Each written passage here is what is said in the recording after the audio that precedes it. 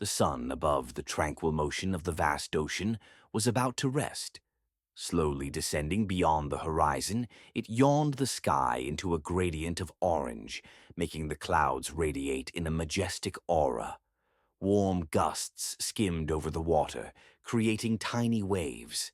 As the dark, oily liquid surged forward, it barely acknowledged the submarine tube in its path, colliding briefly before flowing around it. Inside, Kaida was breathing heavily, cramped in the tight metal tube of her one-man submarine. It was barely big enough for her 5.5-foot frame, but that was the least of her problems. She faced the crushing pressure of water against the makeshift vessel, which creaked with each assault from the outside. Air was becoming scarce, yet she kept pedaling the bicycle mechanism that propelled the sub. She was shaking with exhaustion, but the steady trickle of leaking water urged her to continue. Each time she surfaced and tried to get her bearings, the sub would start to sink again. Now even the light had abandoned her. Covered in darkness, water creeping up to her neck, Kaida was still determined to survive. The cawing noise of seagulls seemed distant at first, but as waves licked her feet, Kaida's senses began to sharpen. She lay on an unfamiliar beach, feeling the scorching sun on her cheeks and the cool breeze bringing brief relief. The moist sand warmed her hands as she probed her surroundings.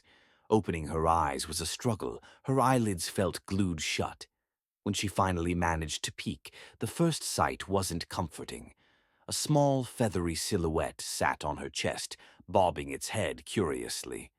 Only after it squawked was she able to muster the strength to shoo away the seagull and its companions. Kaida screamed in frustration as the last bird flew off.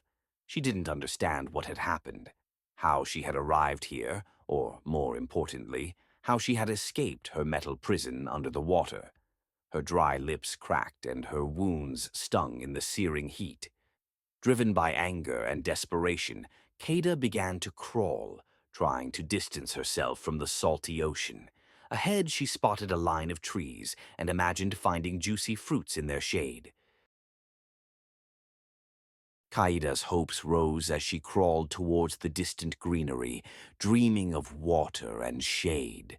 The breeze against her face felt like a reward for her progress. But her struggle was soon interrupted by a tiny, mocking competitor.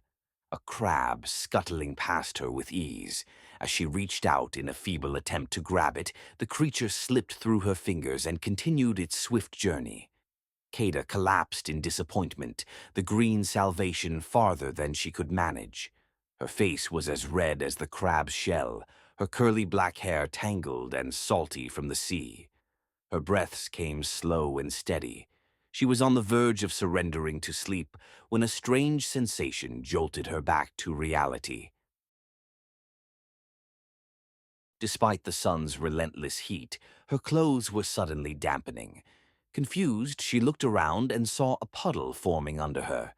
A chilling realization dawned on her. She began coughing, water streaming from her mouth as if she were drowning. Darkness surrounded her again, icy and relentless. Before she could make sense of it, Kaida felt the submarine's cold metal shell around her once more. She was back in the suffocating tube, now sinking deeper into the ocean. In a panic, Kaida pounded on the walls, her final cries swallowed by the oppressive depths. Only the indifferent gaze of passing fish bore witness as her metal coffin continued its descent into the dark abyss of the sea. Subscribe for more stories.